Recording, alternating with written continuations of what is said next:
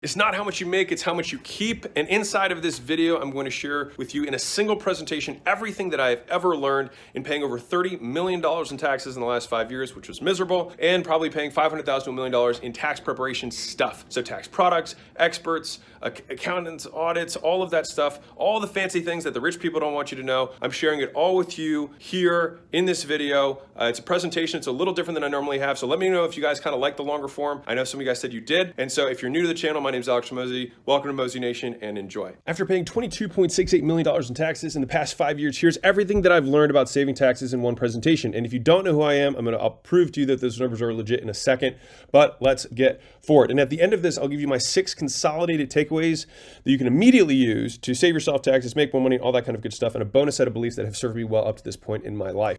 And we just recently sold a 66% stake in 2 of those companies at a $46.2 million valuation, which you can look up on the internet yourself if you are skeptical, which would be totally realistic and reasonable of you considering the many tubers and interwebers that exist that are probably saying things that are a little bit stretched from the truth. All right, so let's dive in. So quick confession, I used to be obsessed with tax savings, so it was literally like took up a very large percentage of my time.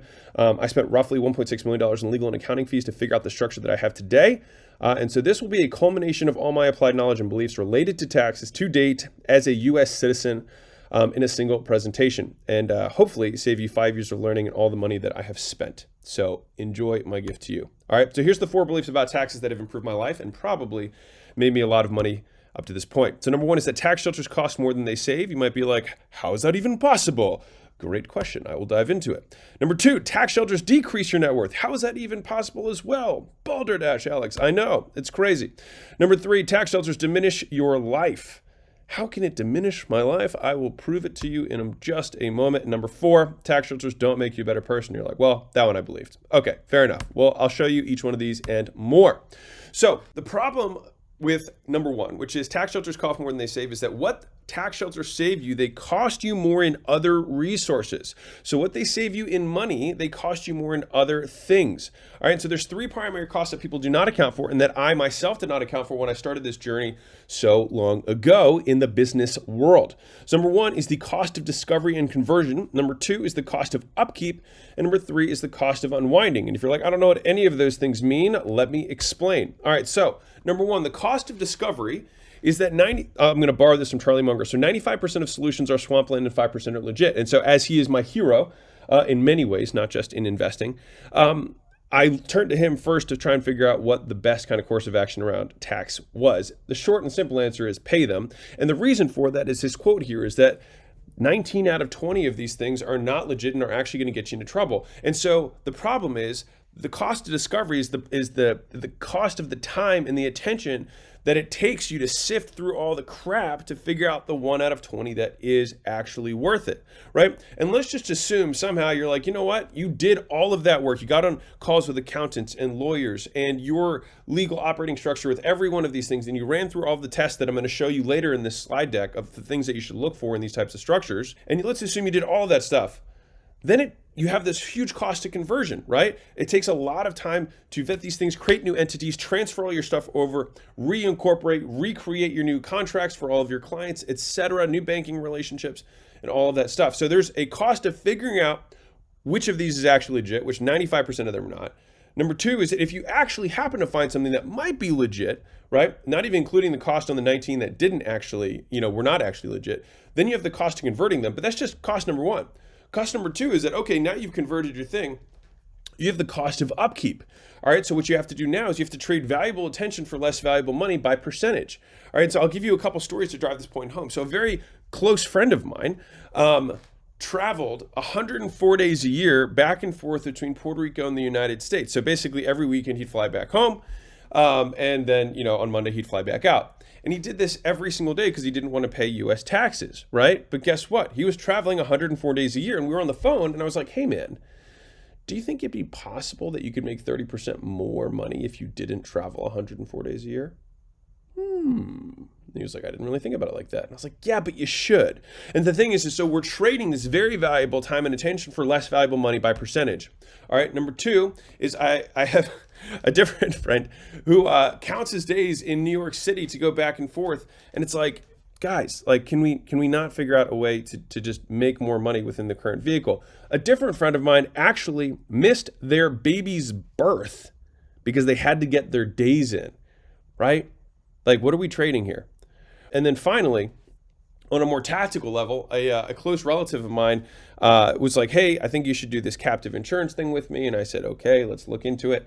So we looked into it together, and I'd already looked at captives a couple times because, there were some tax savings. By the way, they're very marginal in my opinion, and definitely not the cost of upkeep. And so every month, every quarter, you have to allocate a certain percentage of funds and decide how much of those funds you need to allocate into the insurance vehicle so that you can stay legit in terms of, are we really using this for insurance? Are we going to actually take claims out of it? And then what is a reasonable amount that we can put in here? And you're constantly allocating attention to this thing that does not provide value to the business. Number two, and this is what I did not know when I was getting into this game, is that one, there was the cost of discovery and cost of conversion. Two, you've got the cost of upkeep. And three, and here's the real one that no one tells you about, especially the people who are trying to sell you these tax shelters, is the cost of unwinding and fines. All right. And so not only do they cost more than they save up front, they often don't even end up saving you anything in the long run. And here's why. Most of the big tips and tricks get unwound in a matter of years. And the reason for that is because the IRS is 3 to 5 years behind. And so when they see a loophole, they close it. Right? But it closed it 3 to 5 years later because they're so understaffed and all that kind of stuff. Right? And so often people will get fined because they're evading taxes, right? And so they'll say, you were not using this clause for the manner in which it was intended. So now you owe us taxes on 3 years ago, plus fines, plus interest. And so then you not only have the fines and the interest, but then you have to spend the cost of the legal and the accounting and all the other stuff to unwind the structure that you did under the wrong guise because you pretended to use a structure in this way as it was intended, but you didn't actually do it in the way it was intended because you did it to save taxes, which is not the point of the clause. And I have had this happen to people I know very close to me, right? And the thing is like everyone has to understand this. They write the rules. And so what matters most is what your intention is when you use these structures that are complex. Like the tax code is an incentive system. You have to think about it like that. They are putting penalties and incentives so that they can move the economy in the way that they believe is right. So the reason real estate has a lot of tax incentives is because they believe that they want people to reinvest in infrastructure in the company. They want people to develop land. They want people to keep buildings from falling apart. And so they give lots of incentives to people to go invest in those things. If all of the tax incentives in real estate disappeared, real estate would not be nearly as attractive, and a lot of buildings would fall into disarray because it wouldn't be worth it to people. And so then the country, by extension, would fall into disarray, right? And so the idea here is that we have to read the tax code as an incentive plan, and that's just side note number one. But point is that with these things, they cost more to discover, cost more to convert, cost more to upkeep, and most of the times will not actually end up saving you money in the long run, which is why tax shelters cost more than they save, okay? So that was number one. Hopefully we check that box off. Number two, tax shelters do not increase your net worth. And you're like, how is that even possible? I thought the whole point of this is that they're going to increase your net worth. I will show you why.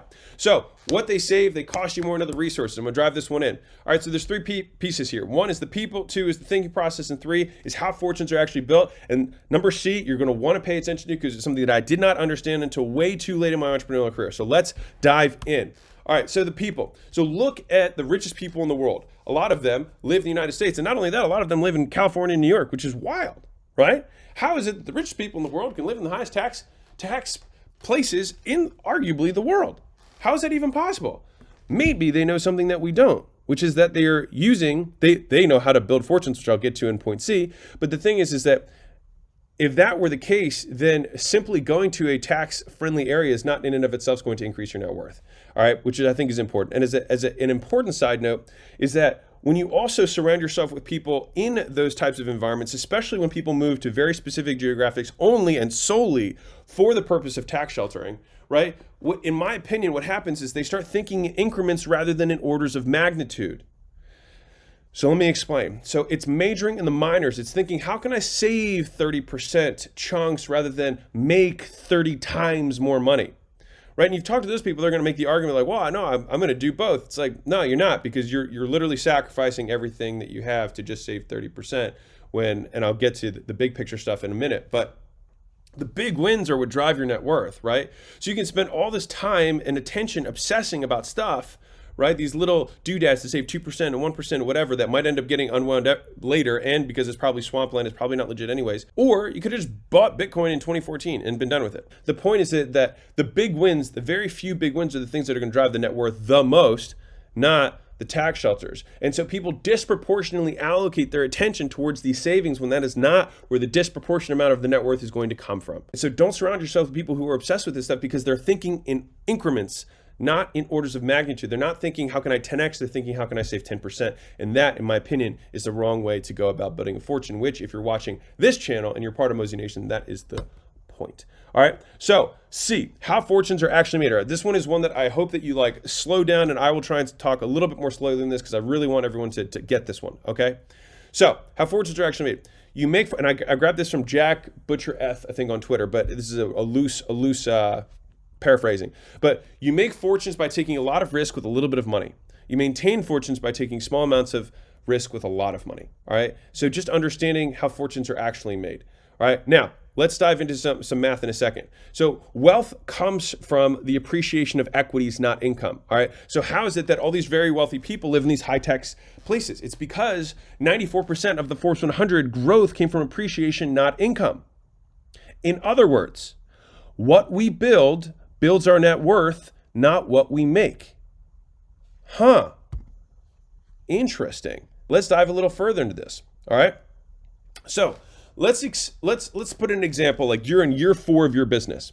And so let's say last year your business made $10 million in EBITDA, all right, which is profit. Fancy word for profit, sort of. All right. Now, and you can move the zeros. You can make it $1 million, you can make it $100,000. It doesn't really matter. All right, you can make $100 million. The point is that let's just say in this case, last year business made $10 million in EBITDA or profit. All right. And let's say it's valued at 5x, which would be a $50 million business. Okay.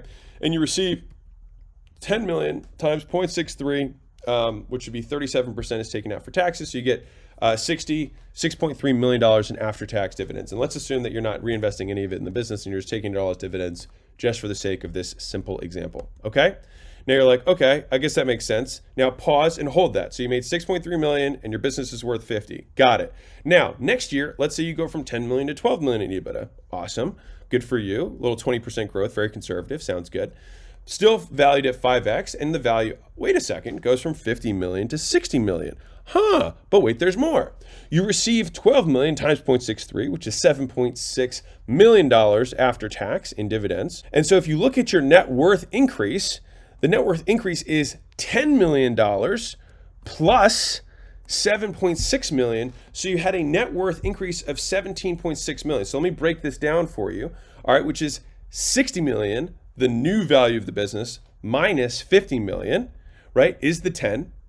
And then 12 million times the 37% tax rate gets you 7.6. You add the 10 plus 7.6 is 17.6 million. But here's where it's interesting. If your net tax, so you made $22 million in increased net worth and your after tax was 17.6 million, then you were effectively taxed at 21%. Huh, and why is that? It is because 56% of your net worth increase was tax-free. It was based on the appreciation of the equities of the things that you own rather than the income that you make, which is why what you builds your net worth more than what you make.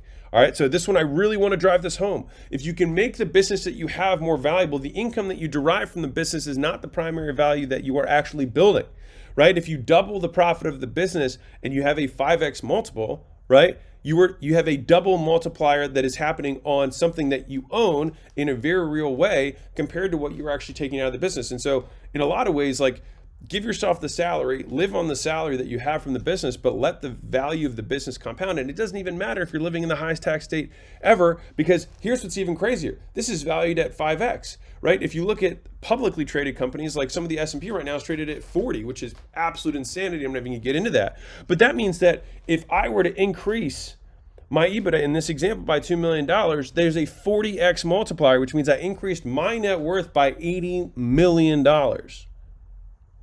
So that is why these guys can manufacture these fortunes, because there's massive multiplier on equities, right? So it's not the income that you make that's the thing that's building your net worth. And so letting that be the primary driver of why you make your decisions of where you live, when how you feel about where you live is going to create far more wealth than the savings will, right? It's orders of magnitude, not incremental thinking, all right?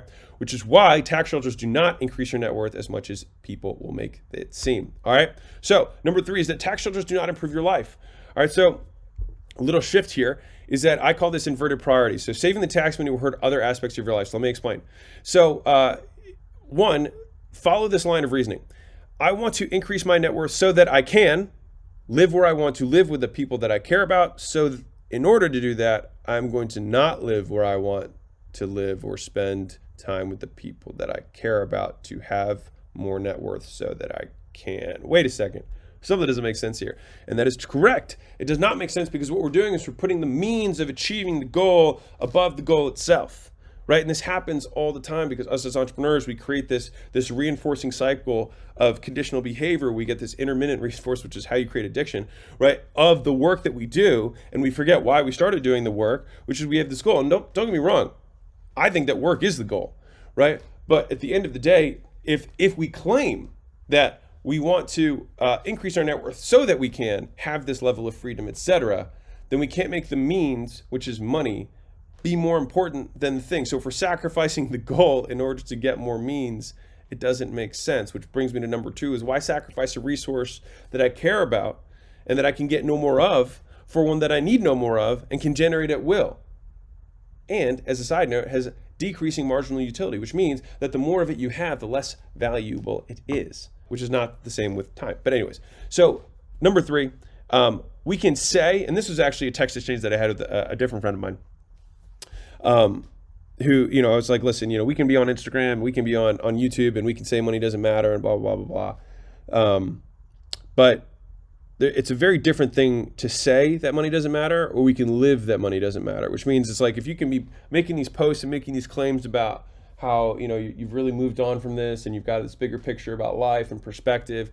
It's like, but all you're doing is sacrificing your life so that you can save little points here and little points there. It's like, it's fake. It's not true. Like, you don't actually believe that, right? And so I think there's one thing to talk the path and another thing to walk the path. And so if we claim as entrepreneurs to want this freedom, then I hope to God we don't flip the priorities and sacrifice our freedom to get more means. And so I had this was actually a real conversation, which was the spark of this entire presentation, is that it's hard to do the whole temporary argument. So he was like, well, what if I just go there for a temporary period of time, stack enough cash, and then I'll come back? And it's like the problem is that the enough number is going to change, and it's very, very hard to come back from paying 0%, to paying a third or half of your net worth in tax or half of your income in tax. It's just hard mentally. I'm not saying like you can still do the rational argument for why you're doing it, but it's just like I think it's very hard emotionally to do it.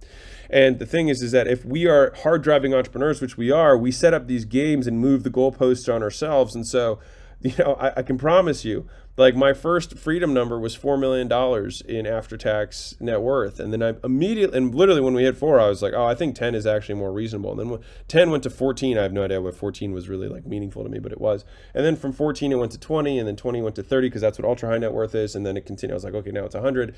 And the thing is the goalpost continues to change because you become you literally get exposed to higher levels of wealth. And then what you say is like, okay, well, this level of wealth allows me to live, but I want to thrive. And then when you're thriving, then it's like, well, I want to super thrive. And why can't I have an island in every single continent that belongs to me, right? The thing is you might be listening to this and be like, I would never do that. Watch your tongue, because a lot of very smart people have said the same thing and experienced the same desire, because we, as hard driving people, play to win. And to stay hungry, you move the goalpost, but in moving the goalpost, you create a very difficult equation for yourself to be satisfied. All right. And so as a quick story to this, I could have done, and this is why tax shelters diminish your life, I could have done an intentionally defective grantor trust, which is a fancy thing that basically functions like a waterfall of trusts where for every $5 million of a sale that you're going to receive, you put it into a trust. And the reason it's $5 million is because that's below the limit. And you have to wait 3 years before you can touch the money, because that's after the trust passes the statute of limitations on trust being unwound by the IRS. And you're like, wow, Alex, how do you know this? Because I've looked into this stuff, right? And I could have saved myself about $6 million in taxes, right? Roughly, if I had done this, right? I think it might have been more than that, but whatever, roughly. But for what? right? To save more money that I don't need and now to needlessly give myself something to worry about because I can't touch the money and I have to follow these stipulations. And if for some reason something happens, then I have the IRS on my back and then get audited, right? And that little story that I told you earlier about the captive, that relative of mine, they ended up getting audited. And even if they do win, what a headache. Just to save like 4%, like who cares, right? Just go and make that much more money without having the stress of a darn audit. And if they do lose, now they're literally gonna have lost all the discovery time, all the upkeep time, all the conversion time, all the effort that goes into it. They'll have to pay the fines, and then they'll have to pay the cost of unwinding the darn thing, right? And all of the attention that all of that took, they could have been spending on increasing the value of the thing that actually compounds tax-free, which is their business. Crazy. All right. Okay. So I didn't do the intentionally grantor trust, and I just paid the darn taxes. Which brings me to point number 4, which is that tax shelters don't make you a better person. All right, so I only have 2 main points on this, and I will drive these home because I think these are like as we've gone down these points, they become increasingly meaningful for me of actually how I make decisions. And so these are the only 2 things that I've really made the decision with, which is number 1 is reputational risk. I believe that I will be a billionaire at some point before I die. At this point, we have about $100 million net worth between my wife and I. And I'm 32, she's 29. And so like if we just get 10% a year, like we will hit it. And that's if we don't make any income and we don't grow businesses, which that would drive me nuts. And so we will be doing that. So I think that at some point we will do that, but who knows, by then maybe billionaires, everybody will be a billionaire and an Apple will cost $1 million, who knows? But the point is that I would never want to become a billionaire and then have everyone say he did it and escaped taxes. I just don't want that brand. I'm not saying there's nothing wrong with that. Like, I don't think there's actually anything wrong with that if you did it legally, right? But I would just prefer to be known as the person who paid his dues and still killed it.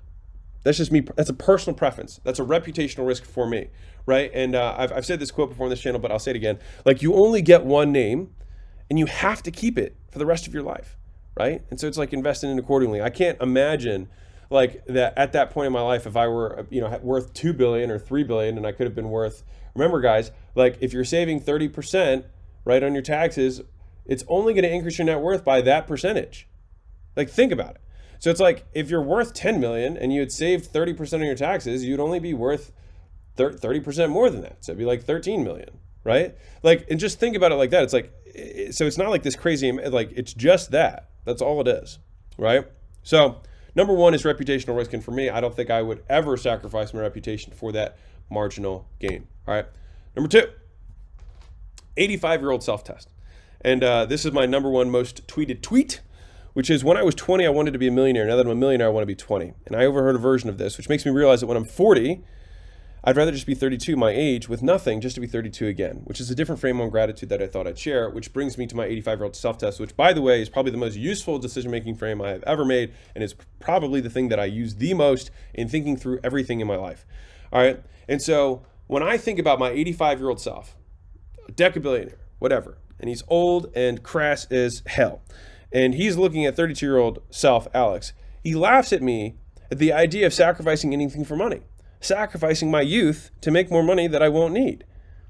Like, I would give half of my net worth back to live my life wherever I wanted to during my youth.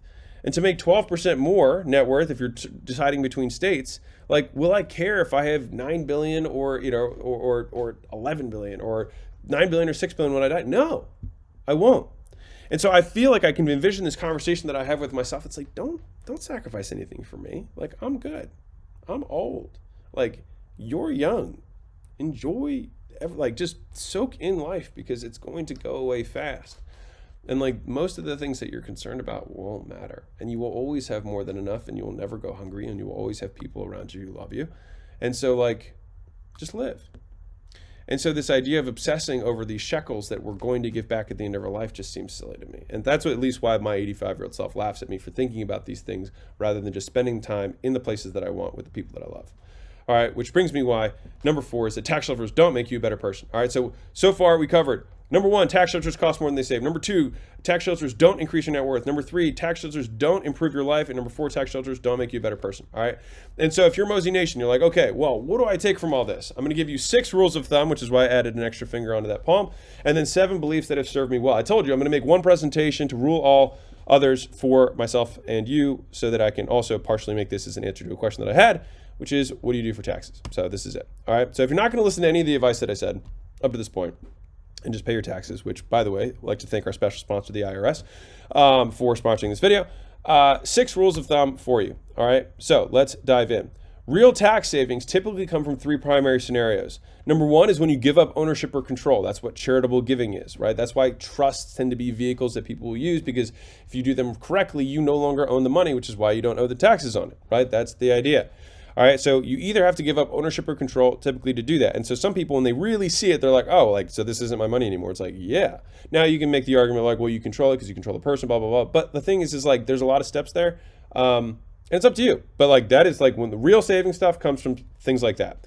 Number 2 is that they come from depreciation.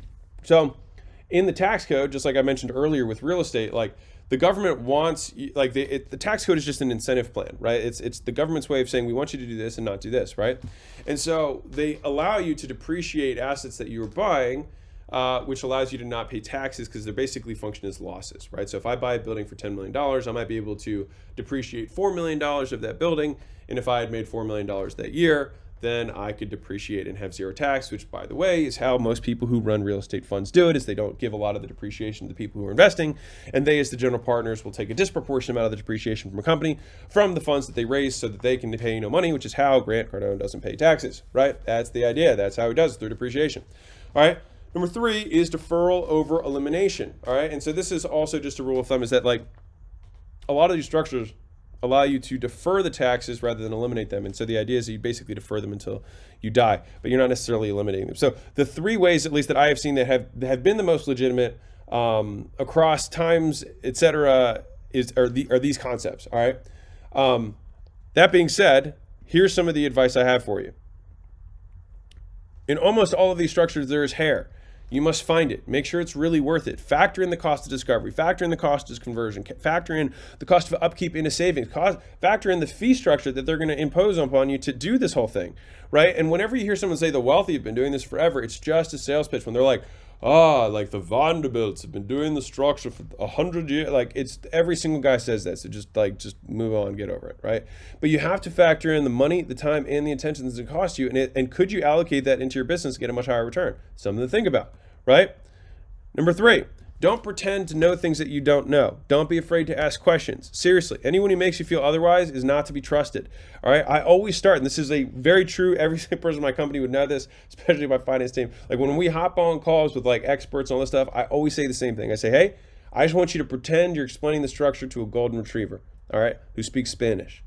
All right. Pictures, simple words, I want to understand. And if someone cannot explain something to you simply, it's either because they're trying to confuse you, or it's because they do not understand it fully.